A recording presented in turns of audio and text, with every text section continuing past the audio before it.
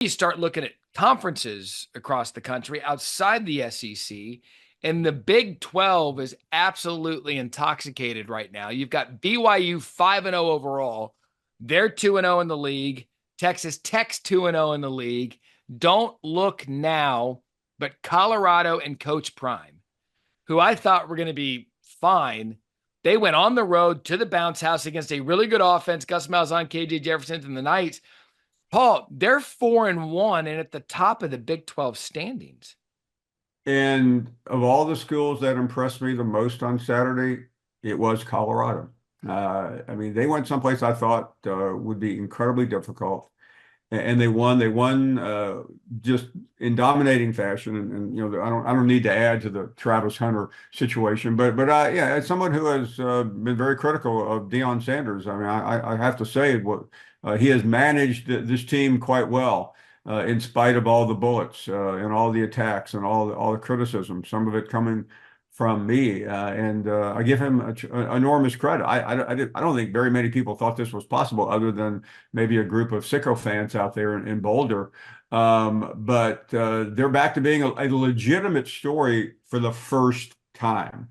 Last year, it wasn't legitimate. It was There fine. you go. Early on this season, it was drive-by. But Colorado is a legitimate factor right now in college football, and there's no denying it. Let me put it this way, because you and I have said the same thing. Like, if Coach Prime would just focus on building a program instead of building a brand, maybe they'll get somewhere. I think he started to do that. Is it now more important for him than ever to say less? Because you're turning a lot of people's opinions, yours, mine, some of the national media is going to be like, wow, wait a second, they might be in contention for the Big 12. You don't want to saturate that with peak Coach Prime. You almost just want to lay back with that a little bit and just let people start coming to you instead of you going to them. Yeah, I mean, we no matter what we say one week, I feel we look at things objectively, and we're both saying the same thing. I mean, I sat there late yesterday in admiration of what they were doing, because it was so dominating. It was a master class, and he takes away from that when he does the things that he does. So let the work speak for itself. And I think everyone in college football who knows anything, who's not just barking from trees, understands now finally what this program is right at the moment and can be. And I think it's incredibly exciting. Yeah, watch out for the Big 12. That's going to be entertaining as we get into October. The Big 10, obviously, we know the players there. I do want to focus on the ACC for a minute, because the wild game on Friday night with Miami and Virginia Tech, you're like, oh, here goes Miami losing the game they probably shouldn't. They're in play. Somehow Duke's undefeated. Oh, by the way, Paul, Clemson has found their groove again with their lone loss to Georgia. Yeah, and back to Georgia for 1 second. Yeah. That is now a calling card for the Dogs.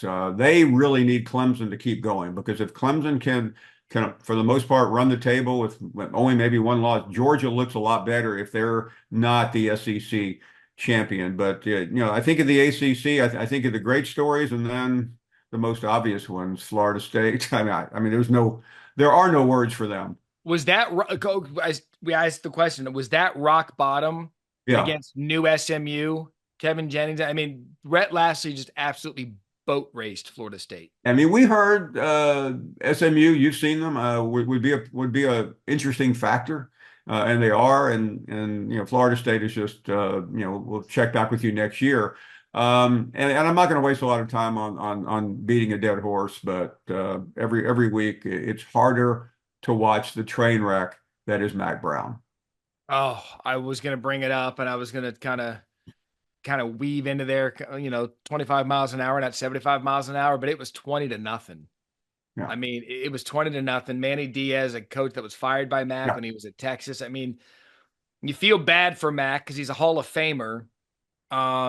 You just don't know where that thing's headed. Yeah, and listen, I'm not going to waste it. I mean, that's a pretty big rivalry in about a 10 square mile area of North Carolina, between Duke and North Carolina. You can't lose like that. And yeah, I mean, I think his path is to finish the season and do whatever he would like the rest of his life. That doesn't involve being a head coach at North Carolina.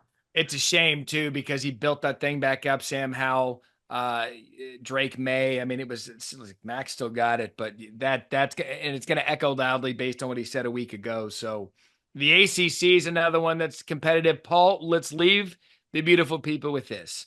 As we embark on a new month, first semester of the season's over, give me your biggest surprise in September. Um, I am surprised how well Alabama has played. And I know that's kind of going to the very top of the Christmas tree. But if you had given me the stats for Alabama, including the Georgia game, I would have said you're out of your mind. I cannot believe how good they are. Alabama didn't just beat Georgia.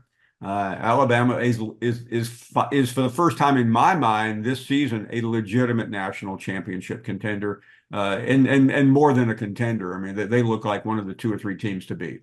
Yeah, the college football world wakes up this morning. They're like, oh, hell, you mean like Nick Saban going away wasn't going to help everybody? No, because now you've got a guy that's an offensive innovator with Alabama's toys and resources. Buckle up.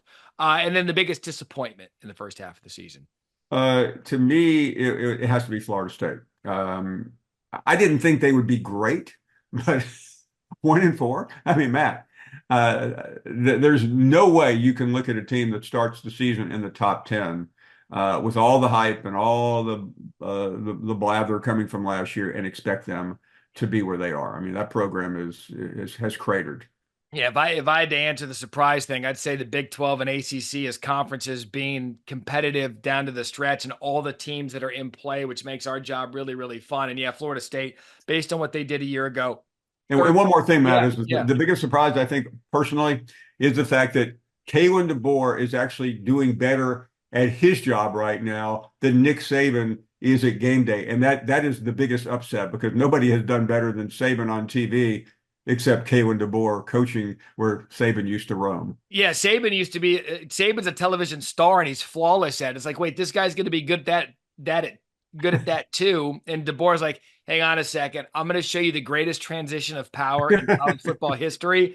And here we are as we wrap up September. Matt Barrie Show presented by Allstate, the great Paul Finebaum.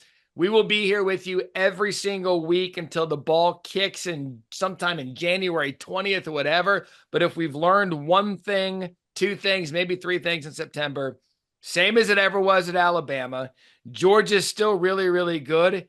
And oh my God, Coach Prime, is it going to happen? We'll find out when we kick next week. College football YouTube channel, The Matt Barrie Show, presented by Allstate, Paul Finebaum and Matt Barrie.